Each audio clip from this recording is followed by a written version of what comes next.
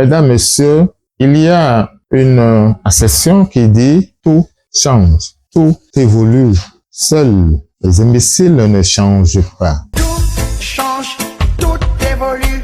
Seuls les imbéciles ne changent pas. Et dans le monde du vaudou, nous ne sommes pas des imbéciles. Il y a des pratiques anciennes, il y a des rites, des rituels, il y a une manière de faire héritée de nos ancêtres, de nos aïeux, de nos arrière-grands-parents qui aujourd'hui doivent nécessairement changer. C'est dans l'essence, c'est dans les gènes de chaque fait social que les faits puissent évoluer, puissent changer. C'est ainsi que pour beaucoup qui estiment que certaines pratiques héritées de nos ancêtres, héritées de nos pères, nous devons évoluer là-dessus, je pense que ces gens-là, ils ont raison. Même si nous voulons garder idem et à l'authentique ce que nos aïeux avaient fait, ce que nos ancêtres avaient fait, nous n'aurons plus forcément le même matériel aujourd'hui pour assurer ça.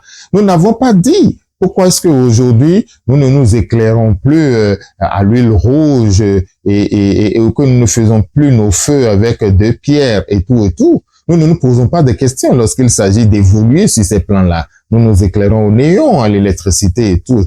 Et pourquoi est-ce que dans le monde de vaudou, certains vont toujours continuer par penser que de la manière dont hier la question de l'hygiène était abordée, la question de la propreté était abordée, la question des lieux, la question de l'immolation, du sacrifice du sang était abordée, et que ça doit rester encore comme ça aujourd'hui, et que ça devait rester comme ça pour les siècles des siècles. Non, beaucoup de choses changent. Et ce n'est pas seulement dans le vaudou que le problème se pose. Le problème se pose pour tout humain.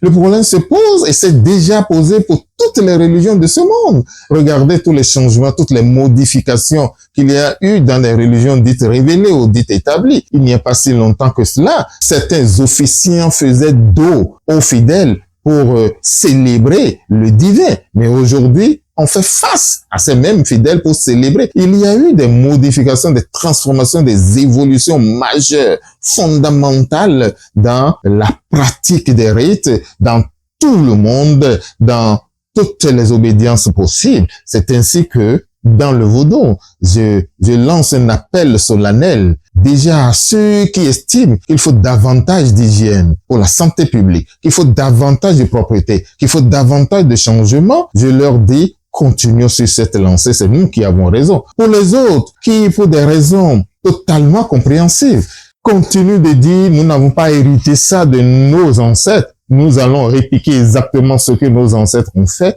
Je leur dis aussi, commencez par vous ouvrir au monde entier. Regardons autour de nous des choses que nous faisons aujourd'hui qu'hier nous ne faisons pas, qui ne relèvent pas forcément de notre religion du vaudou. Regardons ce qu'aujourd'hui nous pouvons faire pour nous adapter, pour assurer notre propre santé, pour assurer notre propriété et pour assurer une certaine aisance et une certaine envie de rester dans le vaudou, pour le vaudou